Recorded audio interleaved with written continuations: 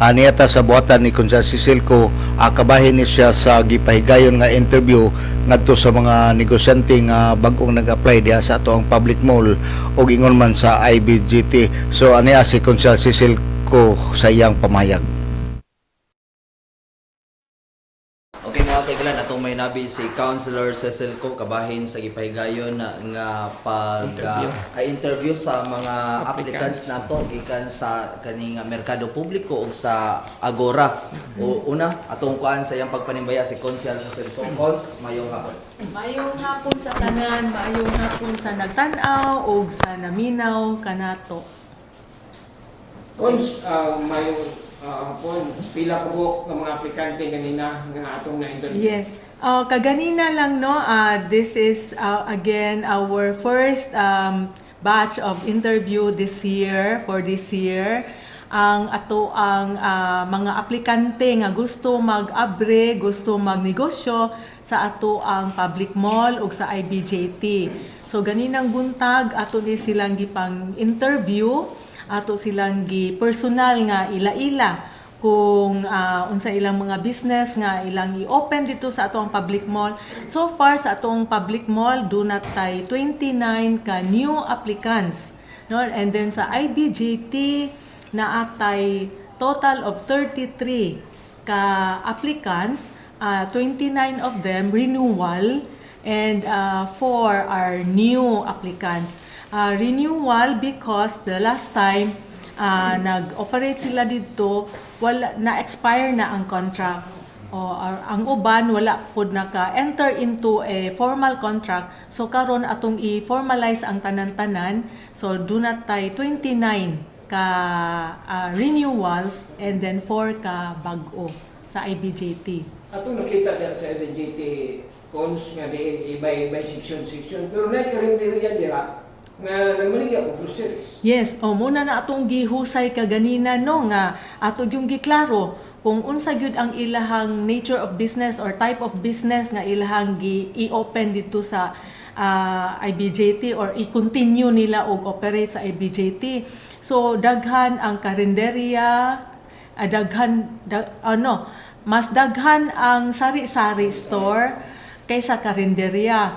Pero kaning mga sari-sari store, ang uban ani mix na maligya pud sila og food, na maligya pud sila og kanang mga pagkaon nga mura-mura pud sila og karinderya style. So ganina among giklaro para ang sa IBJT nato karon nga mahitabo ma-plaster na nato, maklaro na nato ang sectioning kung karinderya iusa sila lugar nga karinderya para pud ang atong mga customers di pud malibog ug asa sila paingon no, especially kani atong mga pasahero. Dayon isa pud ka section ang mga grocery o i-section pod ang katong grocery, sari-sari nga semi-karinderya. Nakita na to Cons na murag aduna nay changes to sa atong Agora. Pasabot ba kini nga aduna na tay pagpalambo dira sa Yes. atong Agora area? Yes, sakto ka Sir Glenn kay gi planuhan namo no nga ang kining IBJT sa Agora nato needs improvement na gyud siya, needs clean up, needs arrangement because as you've known atong previous years some part of the Agora nga katong belt nila, part of it was occupied by our Misamis Occidental Provincial Mobile Force. But karon they already have a new building, they already are relocated into a new site nga fully compound na gyud nga for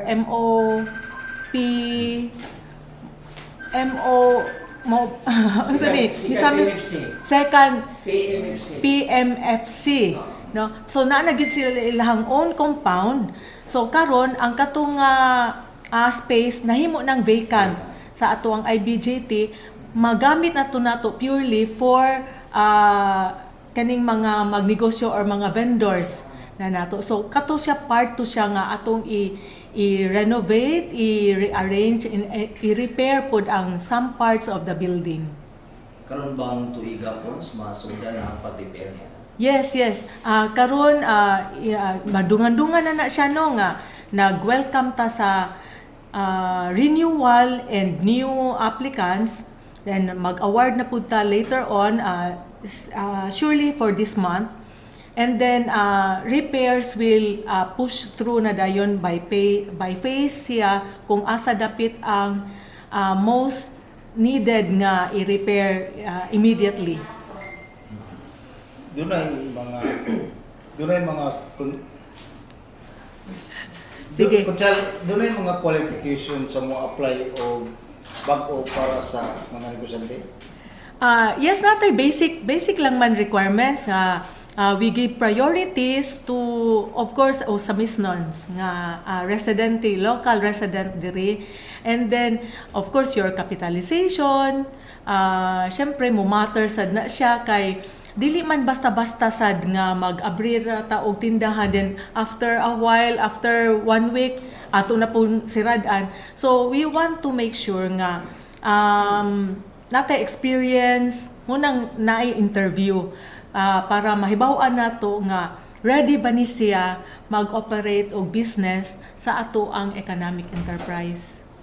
Sa public mall unsay sagara nga negosyo nga ilang gi-applyan? Karon sagol-sagol no.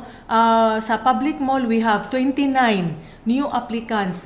Naatay applicants sa sari-sari, naatay aplikante sa front kaning ato ang rentable spaces na siya no nga kaning sa front gyud nato nga mga area. Nay isa dayon mga dry goods, ingon ana, vegetables, fish, then native products. Napoy nang-apply sa duyon ana. Napoy isa nga unique pod sa ato ang para sa atong public mall kanang printing shop pod ang iyahang negosyo. So we welcome any type of business that is very as long as it is suitable, as long as it will serve the public. Bila ka days, may balaan nila sa resort sa ilang interview siya. Ang ato ang proposed nga schedule for contract signing and awarding of the stalls will be on March 7, 8, 9, 10. Mga 10 start. March 10. Next week. Ana siya. Lakip na niya ato sa Agora o sa merkado. Yes, dunga na siya, Sir Glenn, ang ato ang awarding and contract signing. So, we'll have a formality on that. Kay sa atong Asenso administration, we want everything to be in order. No? Nga, tanan-tanan, magnegosyo ta, nagyud tay papilis, nagyud tay dokumento, tanan-tanan nga nagnegosyo, naagi business permit nga gikuptan. Sa katanaw karon kung siya lang gusto mong apply, doon na pa ba'y bakante? Yes, sa ato ang sa ato ang public mall, daghan patag bakante. Sa ato ang Agora, 29 ra ato ang spaces nga bakante, 33 ang atong applicants. Masubrahan ta, oo, masubrahan tag tulo ani. Unsa may obligasyon nila sa mga negosyante na to, Kunsel?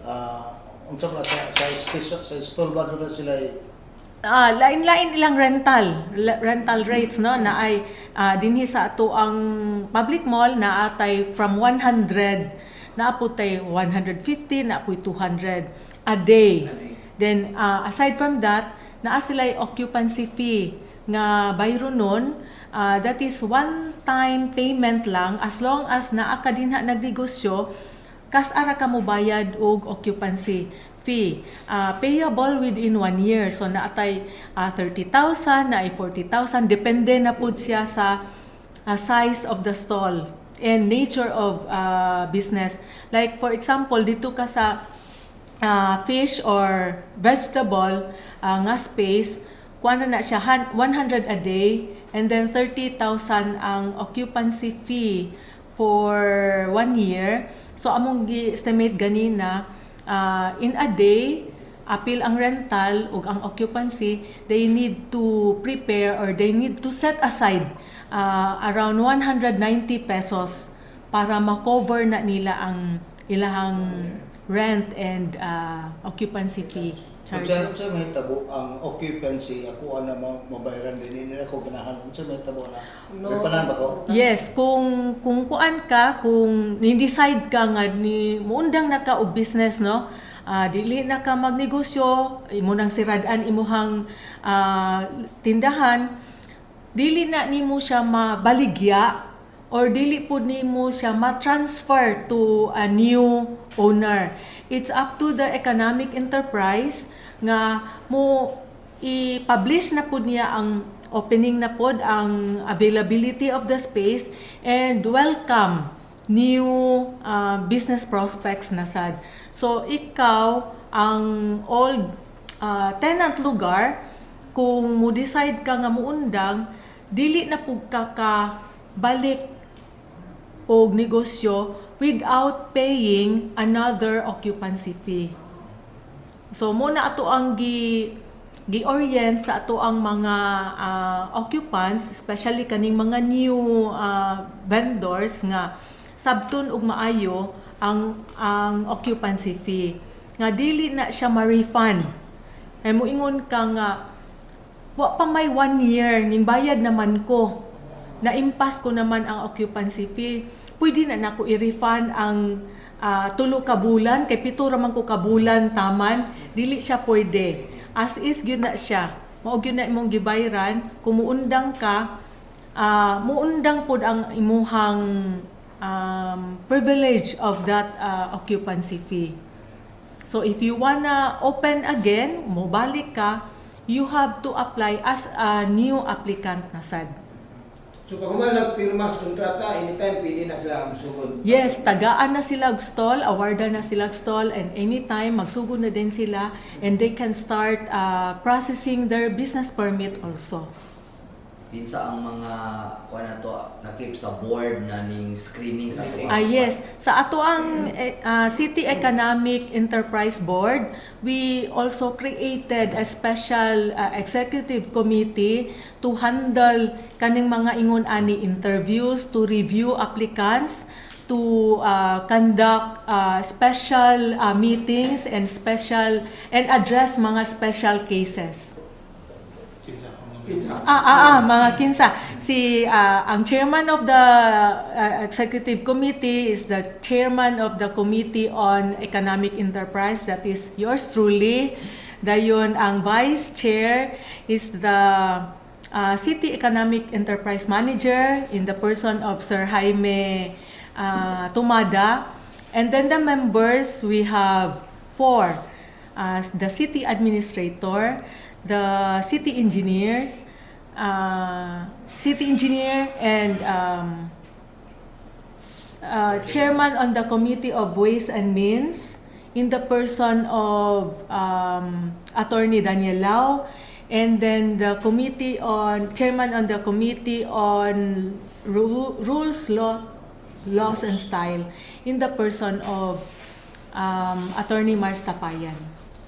Okay. Panakot na siguro ng mensahe ka, konsihal, no? Labi na sa itong mga usabisnos nga gusto pod na mo invest dira sa itong merkado publiko sa Agora. Thank you kaayo sa pagsubaybay sa atong mga programa diri sa Usamis under the Asenso administration, under the padayon o kanunay nga pag-asenso diri sa Usamis. We are just pleased to announce the activity that happened today, that is the interview of the applicants of mga businesses who likes to do business in our public mall. In the future, we will be updating, no, mga vacant spaces, will be posting availability of the spaces again sa public mall, sa atong wellness park, and will be posting future mga programs and activities designed inside the wellness park para mahibalo ang atong mga negosyante nga maka-appeal sila, maka-join sila, maka-apply sila og business opening a business stall in the public market and in the IBJT. Daghang salamat Konselar. Sige, thank you so much. Atong pasalamatan si Konsehal Cecil Ko, chairman sa committee on Economic Enterprise. So gikan na lang diri sa akong limontangan alang sa DXDD Radio Campana, ang radyo sa simbahan W45 Dudong Bergamento, muluyog sa ika-75 nga jubileo sa simbahan sa Archdiocese sa Osamis Danag sa Dakbayan.